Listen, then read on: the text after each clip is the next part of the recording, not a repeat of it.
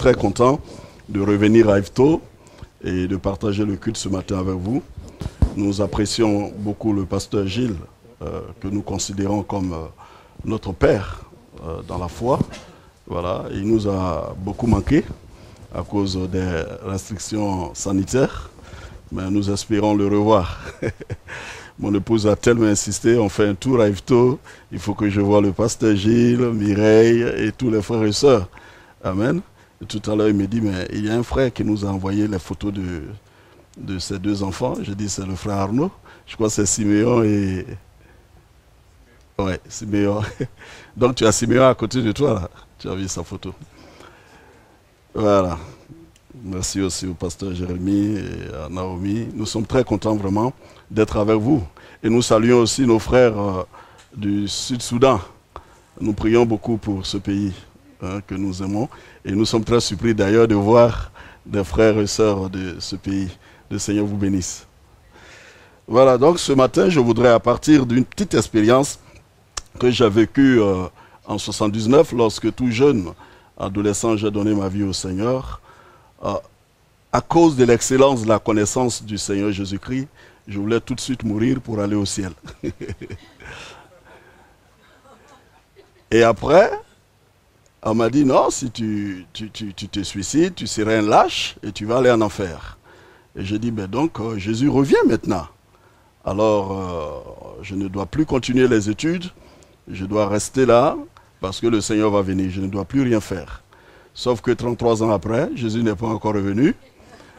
Et donc, j'ai appris à découvrir une bonne compréhension de ce que le retour imminent, bien sûr, du Seigneur Jésus-Christ nous apprend. Amen. Voilà, donc je voudrais lire le texte dans Luc chapitre 12.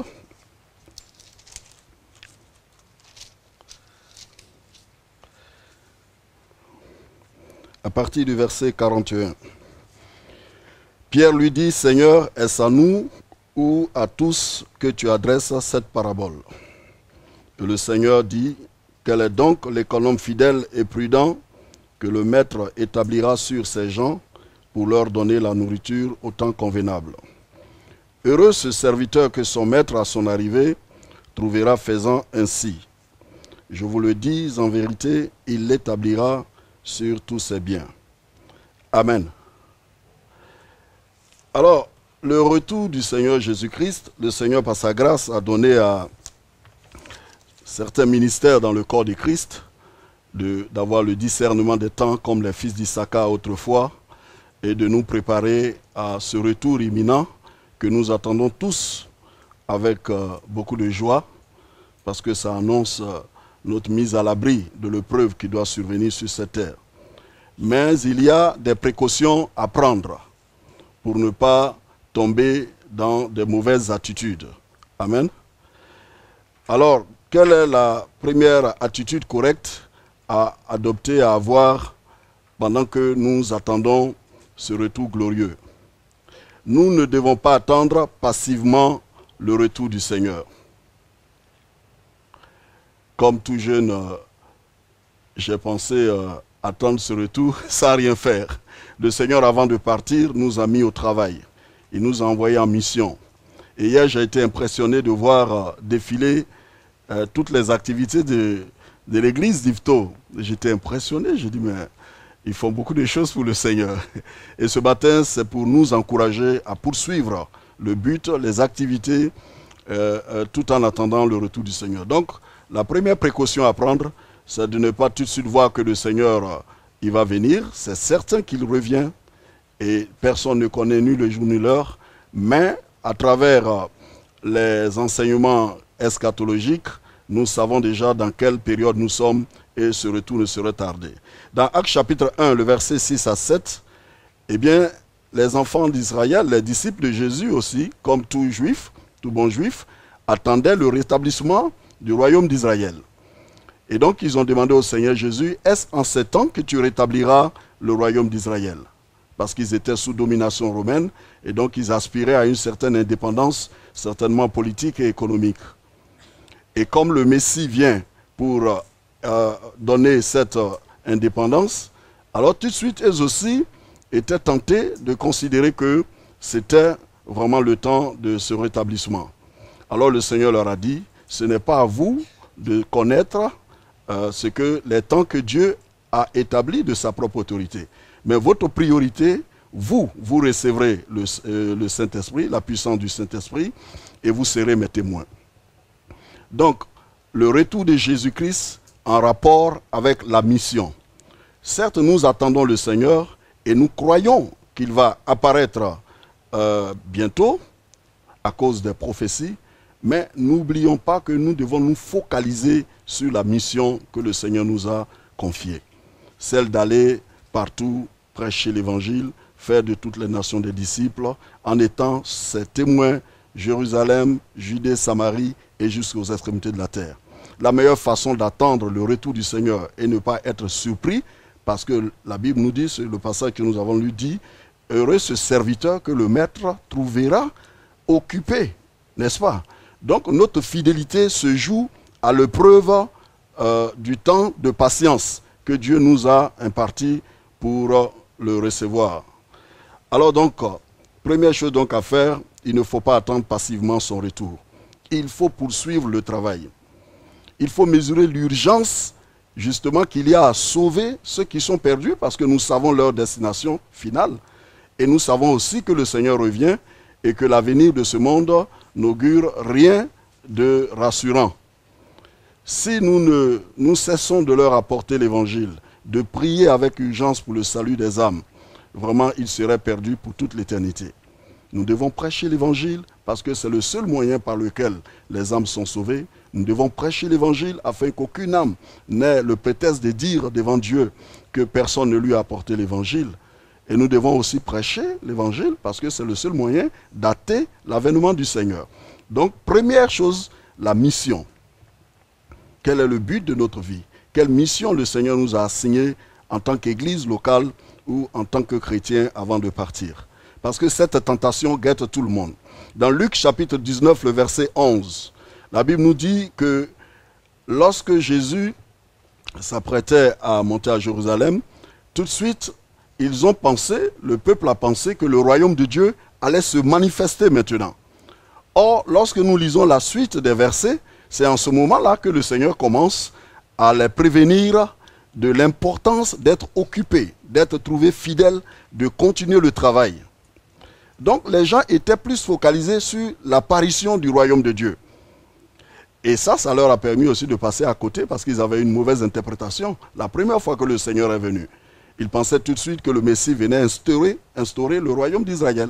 Donc, tout le monde pensait que tout de suite, le royaume de Dieu allait se manifester.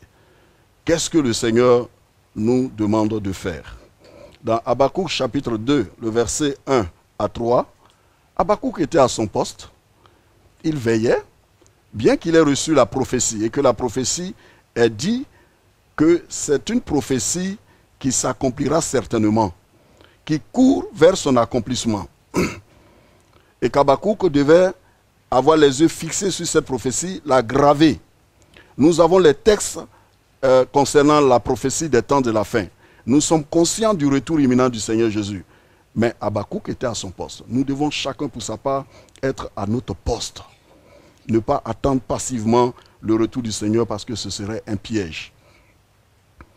Tellement nous sommes dans l'euphorie de son retour que parfois on se dit, bon, mais il n'est plus la peine de faire, d'évangéliser, il n'est plus question de poursuivre l'œuvre à laquelle Dieu nous a appelés. Le Seigneur nous a mis en mission et nous devons prier pour avoir cette puissance qu'il nous a promis pour continuer le travail. Dans le texte de 2 Rois, chapitre 2, le verset 3 à 5, nous voyons le prophète Élisée. Il savait très bien qu'Élie allait être enlevé. Et la nouvelle était sûre de tous les fils des prophètes. Et comme il avait été choisi pour être au service d'Élie, eh bien les autres fils des prophètes l'interpellaient. Sais-tu que ton maître sera enlevé aujourd'hui? Il a dit, je le sais, taisez-vous. Nous savons que le Seigneur revient très bientôt. Et son retour est très imminent. Parce que les signes prophétiques sont accomplis. Mais Élisée a fait une chose. Je sais qu'il est question de l'enlèvement de mon maître. Mais il y a une chose qui me préoccupe en ce moment. Recevoir la double portion de l'Esprit afin d'achever urgemment ce qu'il y a à faire. Nous devons prier pour recevoir la double portion de l'Esprit de Dieu parce que la parole de Dieu dit que eschatologiquement aussi, Dieu nous promet un grand réveil. Il faut que la totalité de ceux qui sont destinés à la vie éternelle, de ceux qui ont un cœur disposé à recevoir le Seigneur, soit gagnés. Ne nous focalisons pas sur le fait que nous, on soit partis ou qu'on ait la force de traverser la tribulation selon la compréhension que chacun a.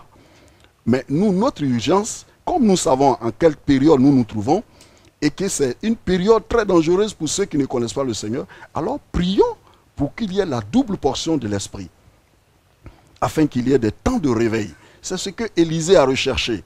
Et il a obtenu cette double portion de l'Esprit, et il a accompli 2 fois les miracles d'Élie. Amen.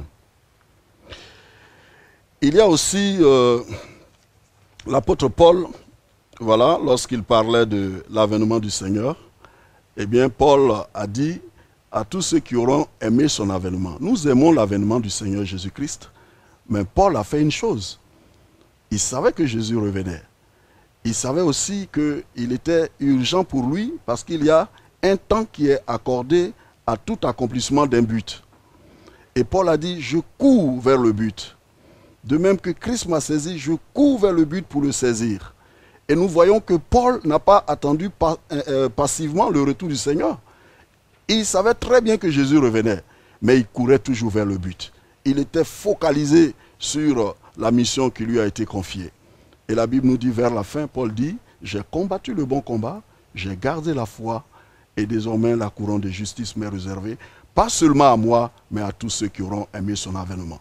Lorsque nous aimons l'avènement du Seigneur Jésus-Christ, cela nous stimule au travail. Travailler 2 fois plus, travailler consciencieusement, parce que le temps vient où on ne pourra plus travailler. Il a dit cela dans 2 Timothée chapitre 4, le verset 8. Comment est-ce que nous allons partir à la rencontre de notre Seigneur Jésus-Christ?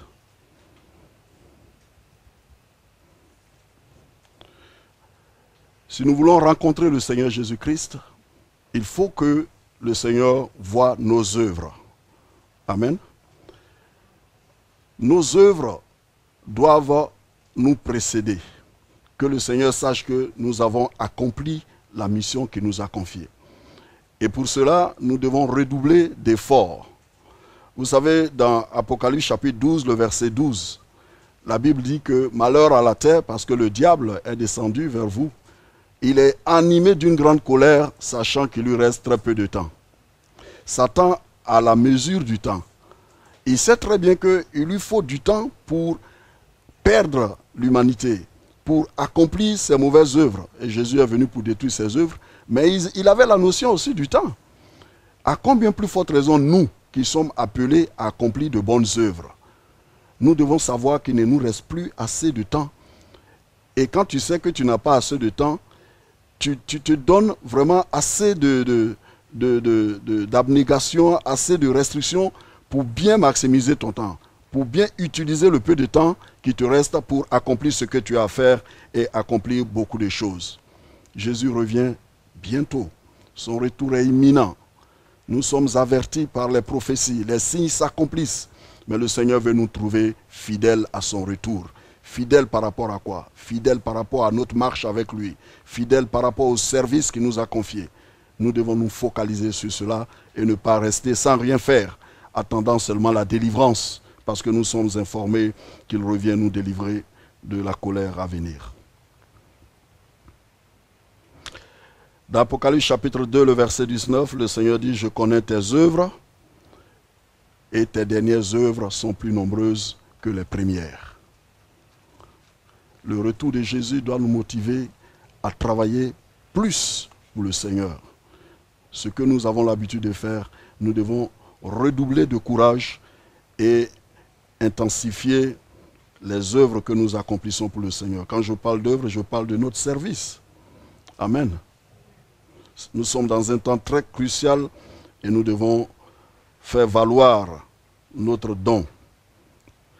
Travailler à l'accomplissement du dessein de Dieu dans notre vie. Donc, nous ne devons pas attendre passivement le retour de notre Seigneur Jésus-Christ. Paul a dit que ce temps aussi est un temps où il faut rechercher les intérêts de Christ. Paul dit, personne en son temps ne cherche les intérêts des Philippiens sauf Timothée. Timothée était un enfant qui était à l'école de Paul et il cherchait l'intérêt de l'œuvre de Dieu. Dans Philippiens chapitre 2, le verset 21. Si nous savons que le Seigneur revient, nous ne devons pas attendre passivement son retour, mais nous devons rechercher les intérêts de Dieu et faire avancer le royaume de Dieu sur terre. Dans Jérémie 29, il est dit qu'à partir du verset 26, lorsque le peuple fut déporté, il y avait des faux prophètes qui encourageaient le peuple à croire à l'imminence de leur retour en Israël. Alors qu'un temps avait été fixé, 70 années devaient s'accomplir pour qu'à la fin de ces 70 années de captivité, ils reviennent. Et le Seigneur les a exhortés à ne pas croire au message de ces faux prophètes, qu'il a lui-même fixé le délai et qu'il les ramènera. Mais pendant qu'ils sont dans ce pays étranger, ils devaient bâtir, ils devaient planter, ils devaient se marier, marier leurs enfants, ils devaient rechercher le bien de la ville, car leur propre bonheur en dépendait. Ça veut dire que nous sommes dans nos sociétés. Vous voyez, quand la première chose qui frappe quand vous venez dans les pays développés, c'est la propreté de l'environnement. Les voies sont bien bitumées, voilà, les maisons sont en très bon état. Et comme la ville de Jéricho, les habitants ont dit, oui, le pays, quand vous voyez le pays, il est agréable à vivre dans ce pays, mais il y a la mort et la stérilité. Quand vous servez Dieu en Europe, en tout cas, il faut tirer chapeau à tous ceux qui servent Dieu dans votre contexte, parce que ce n'est pas facile. La population a atteint un taux d'athéisme que c'est très frustrant. Par contre, en Afrique, nous croyons tous en quelque chose. La seule différence, c'est que nous croyons beaucoup aux intermédiaires. Oubliant que le seul intermédiaire, c'est le Seigneur Jésus-Christ. Dieu est tellement grand, Dieu est tellement sacré, qu'il ne faut pas aller directement à lui, mais il faut demander la clémence des génies des forêts, des eaux, voilà, pour pouvoir l'atteindre. Et ça fait que les églises sont remplies. Voilà, maintenant, il reste à voir si c'est vraiment la nouvelle naissance, voilà, qu'il faut. Alors donc, nous devons prier le Seigneur. La ville est agréable à vivre, mais quel est l'état spirituel de vos nations? Quelle est l'atmosphère spirituelle? Quel est l'environnement spirituel? Élisée a pris le sel et il a assaini la source. Et la mort et la stérilité ont quitté. Je crois que dans toutes les nations, quand Jésus a dit, je sais là où tu demeures, là est le trône de Satan. Même si les sociétés dans lesquelles nous vivons sont hostiles à l'évangile, parce qu'il y a, hier le pasteur Gilles me parlait d'une loi qui avait été, je sais pas, votée, et qu'il y avait quand même un droit de regard, voilà, sur ce qui se passe, donc qui voilà, contrebalance un peu la séparation entre l'Église et l'État que nous avons toujours connue. Mais il faut que nous puissions prier le Seigneur pour que cette atmosphère-là puisse vraiment être dégagée et que ceux qui sont destinés à la vie éternelle soient sauvés, trouve le Seigneur Jésus-Christ. Il y a des temps difficiles et on ira de plus en plus difficilement, on progressera vers ces choses. C'est pourquoi Jésus a dit dans Luc 18, quand le Fils de l'homme reviendra, trouvera-t-il la foi sur la terre? Notre attente nous expose à beaucoup de pression, à beaucoup de dangers, si nous n'avons pas la meilleure précaution que le Seigneur nous a demandé d'avoir. Deuxièmement, les excès du manger et du boire. Luc 12, verset 15. nous sommes en train de voir les mauvaises attitudes et les bonnes attitudes. Eh bien, il est dit que les temps précédant le retour du Seigneur, dans Luc 12, verset 15, je crois que j'ai bien noté la référence.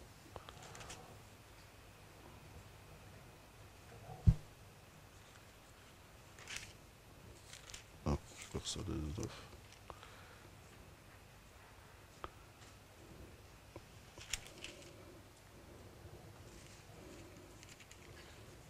Luc 19, 12 à 15. Il dit donc, un homme de haute naissance en allant dans un pays lointain pour se faire investir de l'autorité royale et revenir ensuite. Oh non, je me trompe de verset. Luc 12, 15, c'est ça? Excusez-moi, hein, je vais griffonner. Où Jésus a dit, 12, 15... Mais s'il dit, mon maître tarde à venir,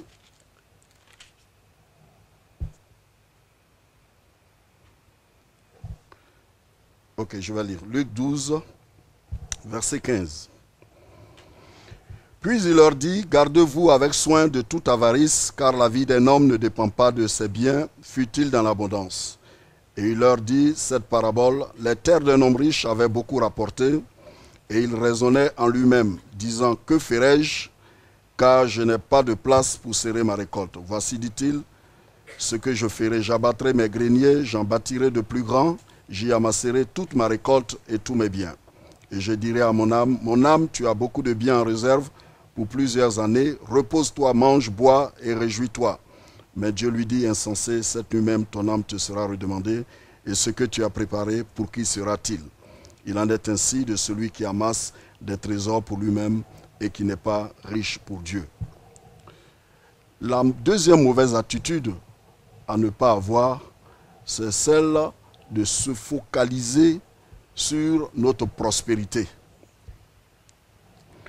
Dans Deutéronome 8, le Seigneur dit, lorsque tu mangeras les meilleures productions du pays, que verra augmenter ton or, ton argent, prends garde de dire en ton cœur que ta force t'a permise d'acquérir ces choses, car c'est moi qui te permettra d'acquérir ces choses, et prends garde d'oublier l'Éternel.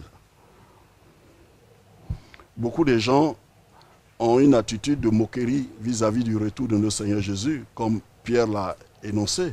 Il dit, mais depuis, ils disent que le Seigneur revient, mais les choses sont restées en l'état, comme au temps de nos pères. Et ils en ont fait un sujet de moquerie.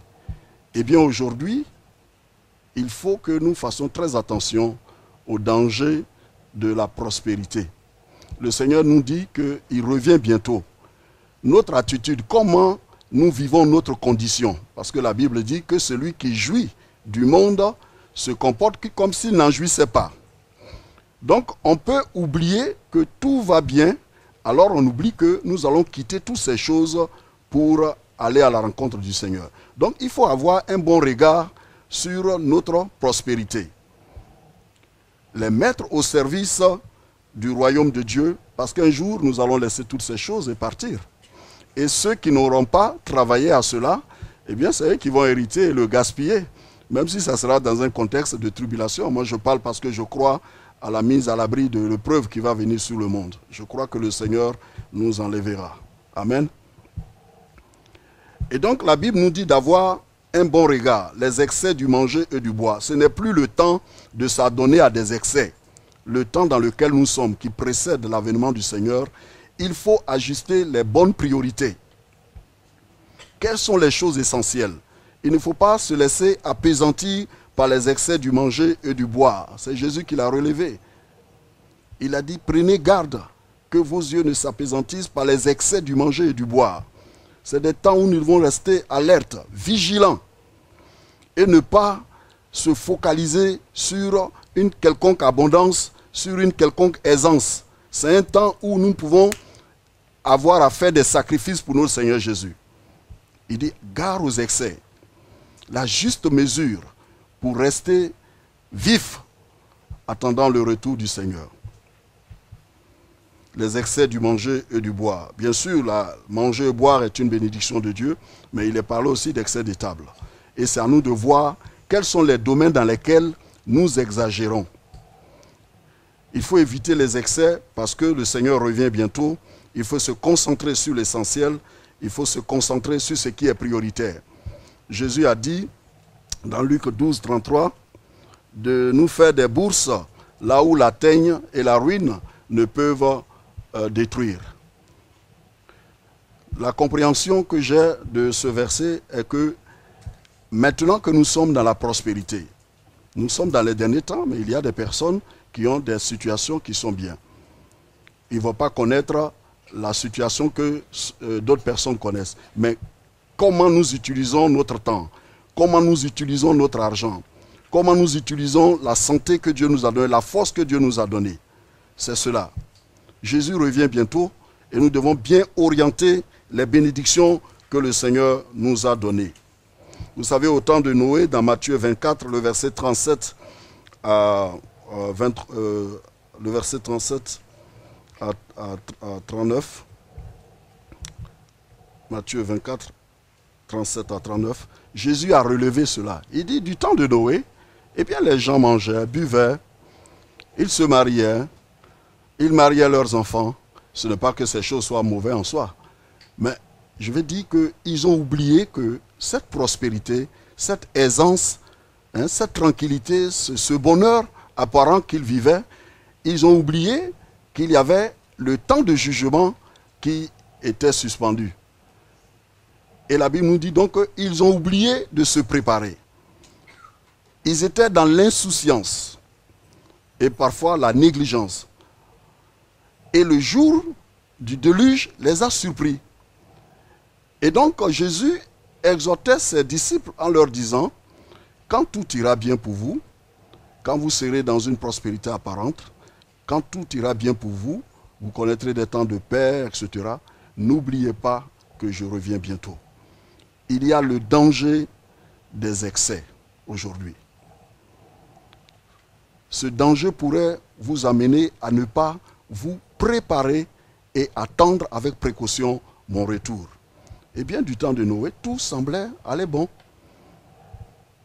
Tout marchait bien, tout marchait correctement. Il ne se doutait de rien à cause de la négligence et de l'insouciance. Comme ce monde vit dans l'insouciance. Et qu'un jour, ils seront surpris de comprendre qu'il y avait donc un créateur qui avait un plan merveilleux pour eux. D'ailleurs, l'enfer, c'est le lieu où les vies inutiles atterriraient. Nous sommes avertis, comme au temps de Noé, ayons les bonnes priorités, avec les biens que Dieu nous a donnés, avec la condition sociale que Dieu nous a donnée, avec la santé que Dieu nous a donnée. Loin de tout excès, n'exagérons pas à orienter les bénédictions du Seigneur dans les choses qui ne sont pas utiles. Tout à l'heure, à la préparation de la Sainte Seine, on nous a parlé, on a cité des versets qui sont très encourageants. Amen. Ne faisons pas comme Marthe qui se préoccupait des choses inutiles, mais faisons comme Marie qui a choisi la bonne part qui ne lui sera jamais ôtée.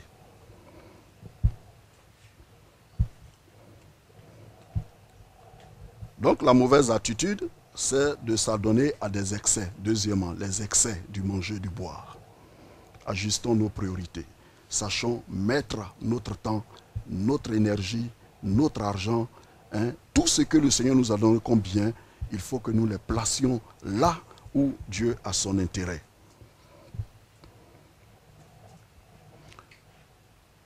Dans Jacques chapitre 5, le verset 1 à 6,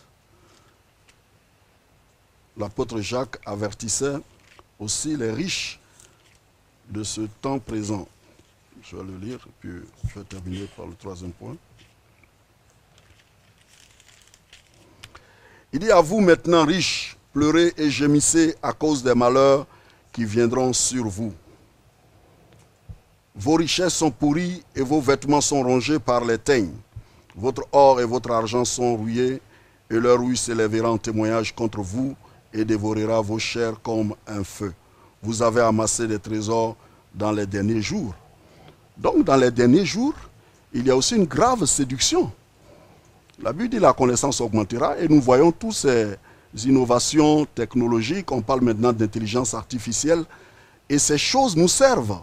Mais il faut prendre garde de se focaliser sur ces choses-là. Parce qu'il y a nous allons laisser toutes ces choses. Il faut que nous utilisions ces choses pour les mettre au service de l'évangile et avoir réalisé le plan de Dieu pour ceux qui ne connaissent pas le Seigneur. Donc nous sommes dans la saison où il y a un danger qui guette l'Église, celle de rechercher ces choses dont Jésus a dit, ne vous souciez pas, ce sont les païens qui les recherchent. Il faut que nous sachions orienter nos richesses. Et Jésus, dans le passage que nous avons lu, avertit contre l'avarice. L'avarice. Amen. Il faut servir le Seigneur avec nos biens, il faut servir le Seigneur avec nos forces. Donc, premièrement, il ne faut pas attendre passivement le retour du Seigneur. Deuxièmement, il ne faut pas s'adonner à des excès. Il faut vraiment rester dans la bonne mesure et ajuster nos priorités, orienter toute notre énergie, tout ce que le Seigneur nous a donné pour faire avancer son royaume. Troisièmement, Jésus a parlé des soucis de la vie. Les soucis de la vie. Jésus dit que les soucis aussi pourraient nous empêcher de bien nous préparer à sa rencontre. Et c'est pour cela, dans Matthieu 6, il a dit, ne vous inquiétez de rien, car prenez exemple sur le lit des champs et sur les oiseaux du ciel. Dieu s'occupe d'eux et Dieu s'occupera de vous. Parfois, en temps de crise, nous sommes passés par la guerre et nous avons compris les autres nations qui ont été confrontées à la guerre. Il arrive même un temps où vous ne trouvez même pas à manger, où vous côtoyez la mort à tout moment. Eh bien, dans ces temps qui vont précéder le retour du Seigneur, le Seigneur nous met en garde contre les temps d'abondance qui peuvent nous amener à oublier les priorités, mais il nous met aussi en garde qu'il y aura des temps difficiles. Des temps où on pourra avoir toutes sortes de pénuries. J'étais avec mon cousin et pour nous raccompagner d'Orléans à Paris, il était obligé d'aller 3 fois à la station pour prendre du carburant. J'ai dit, mais c'est impensable. Alléluia. Et il a dû faire ça pour avoir assez de carburant pour nous déposer à Paris. Eh bien, la Bible dit que les jours qui vont précéder le retour du Seigneur, il y a aussi des temps de soucis. Et que ces soucis pourraient nous empêcher de rester vigilants, de rester prudents pour servir le Seigneur. Comment réussir donc à vaincre ces choses dans nos cœurs? Il faut avoir foi en Dieu. Du temps d'Élie, il y avait la famine, mais il y avait beaucoup de veuves, mais une veuve a survécu d'entre toutes les autres veuves. Comment survivre en temps de crise? Eh bien, cette veuve, elle a cru en la parole prophétique qui lui a été adressée. Et elle a sémé. La meilleure façon de survivre à des crises, c'est de s'aimer. Isaac a sémé et il a récolté cette année au centuple. Qu'est-ce que nous devons s'aimer? Amen. Quand vous êtes soucieux, vous êtes inquiet, si vous allez sur d'autres continents, vous verrez que la vie n'est pas aussi facile. Mais le pauvre a besoin aussi de s'aimer dans le royaume de Dieu pour survivre à tous ces temps de crise. Amen. L'Ukraine tout près. Les gens ne se doutaient de rien, mais il y a la guerre. Au point que même, il y a des Ukrainiens qui se retrouvent comme des réfugiés. Jésus lui-même a été réfugié lorsqu'Hérode a voulu le tuer. Il s'est retrouvé en Égypte. Donc, il ne faut pas s'oublier dans son temps d'aisance. Il y a des moments où Dieu nous demandera de renoncer, même à la parenté, de renoncer à notre confort pour accomplir l'œuvre de Dieu. Donc, il y a des temps difficiles qui nous attendent, que ce soit sur le plan économique, sur le plan social, même sur le plan spirituel, il y aura des temps de crise. Jésus nous dit de ne point nous soucier, car il prend soin de nous. Je termine avec ce verset. La veuve de la femme du prophète, dans 2 Rois 4, je crois, le miracle de l'huile et de la farine. Vous savez, cette veuve, bien sûr, une veuve, c'est une personne qui a perdu son mari. Et elle est allée voir le prophète Élisée, lui disant que mon mari, prophète, craignait Dieu. Et il est mort. Et le créancier est venu pour enlever nos enfants. Élisée lui a dit, qu'as-tu à la maison? En temps de crise, pour survivre, le plus important, c'est ce que nous avons. Dieu agit toujours à partir de ce que nous avons. Et Élisée lui dit, qu'as-tu à la maison? Et elle méprise ce qu'elle avait. Elle a dit, juste une petite quantité d'huile. Et Élisée a dit, mais c'est suffisant. Connecte-toi aux voisins, aux voisines, demande des vases en grand nombre. Ferme la porte derrière toi et verse l'huile. Et c'est ce qu'elle a fait. L'huile ne s'est arrêtée que lorsqu'il n'y avait plus de vase. Le Seigneur a dit à Gédéon, vaillant héros, en temps de crise, nous ne devons pas mépriser la présence de Dieu, la grâce de Dieu. Son mari était un homme de Dieu, certainement qu'il n'avait pas assez de biens. Mais il avait le bien le plus essentiel, c'est-à-dire la présence de Dieu, l'huile qui symbolise le Saint-Esprit. La présence de Dieu nous fera survivre dans ces temps de crise qui arrivent sur l'humanité. Même si vous êtes dans des pays développés, il y a des temps de crise. Je crois que votre président même a eu à le dire une fois. Les temps de vaches grasses sont passés. Des crises sur le plan spirituel. La foi, Jésus dit, trouvera-t-il la foi lorsqu'il reviendra? Mais des crises aussi économiques. Il y a toutes sortes de dangers qui pourraient affaiblir notre foi, qui doit nous permettre d'attendre sereinement le retour du Seigneur Jésus-Christ. Et comment survivre à cette crise? C'est ne point se soucier, ne point s'inquiéter, mais faire confiance au Seigneur en prenant soin de la petite quantité d'huile que nous avons. Fermez la porte, dans Matthieu 6,6, il a dit, ferme ta porte et prie, et ton Père qui va dans le secret te le rendra. La présence de Dieu nous gardera des soucis, des inquiétudes, des temps d'angoisse qui arrivent. Et cette présence divine nous permettra de survivre à toute crise. Alors ce matin donc, voilà le message que Dieu m'a mis à cœur de partager avec vous. En temps d'urgence, il faut de la sagesse. La femme de Lot n'a pas réalisé que c'était un contexte d'urgence et elle voulait tourner les regards derrière ce qu'elle a laissé. Ce sont des choses que nous allons laisser. Notre vie, l'importance de notre vie, c'est Christ en nous, l'espérance de la gloire. Notre importance ne se mesure pas à partir de notre confort, à partir de tous ces biens que nous avons ou à partir de ce que nous vivons comme crise. Le pasteur hier partageait la vérité de Dieu. La réalité n'est pas la vérité de Dieu. Amen. Nous devons être sages en ces temps qui précèdent l'avènement de notre Seigneur Jésus-Christ, mesurer l'urgence et adopter une attitude de sagesse. Premièrement donc, il ne faut pas attendre passivement, mais œuvrer pour le Seigneur. Deuxièmement, il ne faut pas se soucier, mais faire confiance à Dieu. Et troisièmement, il faut rester vigilant et avancer loin de toute négligence et de toute insouciance. Et la grâce de Dieu nous fera survivre à ces temps difficiles qui arrivent sur le monde. Que Dieu nous bénisse.